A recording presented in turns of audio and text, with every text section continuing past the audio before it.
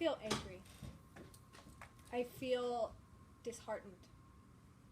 And I feel deeply disappointed. No, I did not just get out of a long-term relationship. I feel angered by what I'm seeing in the headlines. Climate change and LGBT scrubbed from the White House website.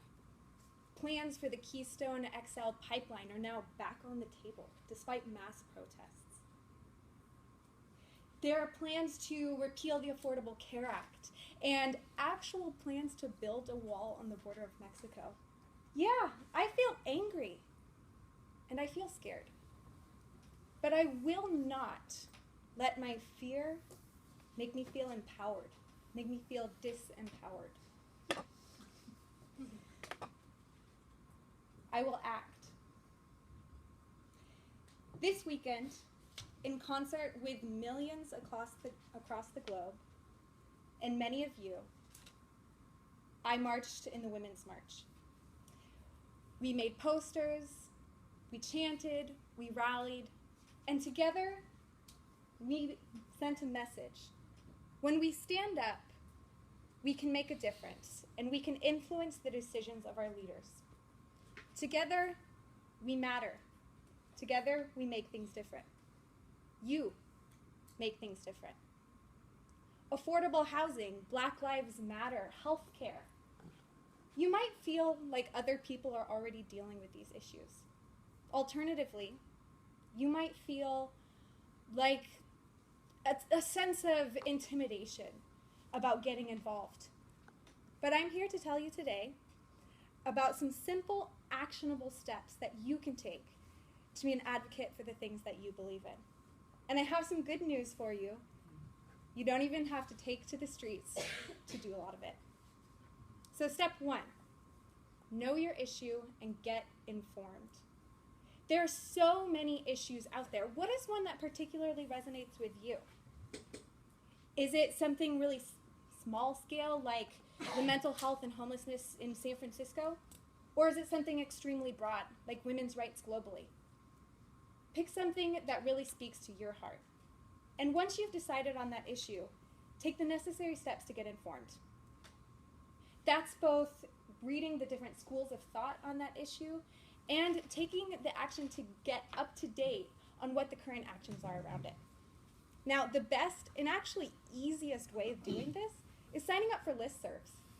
Go to newspapers, go to blogs, go to other websites that distribute information about these issues and sign up for it. Now, I'm really interested in water issues in California. I've signed up for a series of listservs for newspapers and clip reports and blogs and all these thoughts, and it is legitimately the only way that I can stay up to date real time with what's going on with water in California. Now, step 2, know your representation. We operate in something that's called a representative democracy. So we have elected individuals who will represent us in policy-making decisions and supposedly represent our best interest. Now, we have those people at the city level, at the district level, at the state level, at the federal level. Find out who these people are. Now, I've brought some resources with me today, and I'm going to pass out a piece of paper that has some of the people who represent you at the San Francisco level. So if you're a San Francisco resident, there you are. There are some links to their websites. And once you know who these people are, actually get informed about what they do. Go to their website. Again, sign up for their listservs. These representatives communicate big issues via email to their supporters and to their constituents. They want to hear from you about big issues that are going on. For example, just this past weekend, Paul Ryan sent out a mass request asking people to call into a particular number to give their input on the Affordable Care Act, and if it's something that they care about, and it's something that benefits them. And you would only know that if you're signed up for the listserv. These issues are things that happen fast, and you have to be up to date and in the know if you're going to make a difference in that. So now you're informed. You know your representation. So on to step 3, get organized. We have power in numbers. all of our opinions matter, and they have even more influence when we're in a group. And lucky you, we don't have to reinvent the wheel. We live in a world where so many of these organizations already exist. And if you take a look at the document that I gave you, there is a list of certain organizations that already are in existence and recommendations for sites where you can go to look for others. If you're interested in something really small scale, I recommend that you join something like your local neighborhood organization, that they work on things from small neighborhood issues to things like climate adaptation at a neighborhood scale. Or if you want something larger scale, there are a few resources on there, including the Women's March 100-Day Action Plan, which is every 10 days.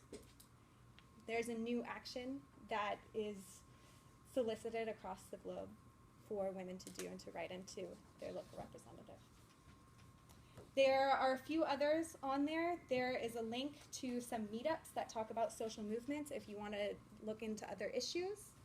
And there's also a list of San Francisco 501c4s, which is just fancy number and letter speak for political advocacy organizations in the area. Now, if for some reason you peruse these lists and it's not enough, please make your own. Stand up for something that's important and do it with your friends. I guarantee you it's even more fun that way. Who is angry about what they've been seeing? Today, I challenge you to channel that anger into something productive and into something that's bigger than you. Know your issue, know your representation, and get organized. Because together we have power. So be an advocate and help us get to work. Thank you.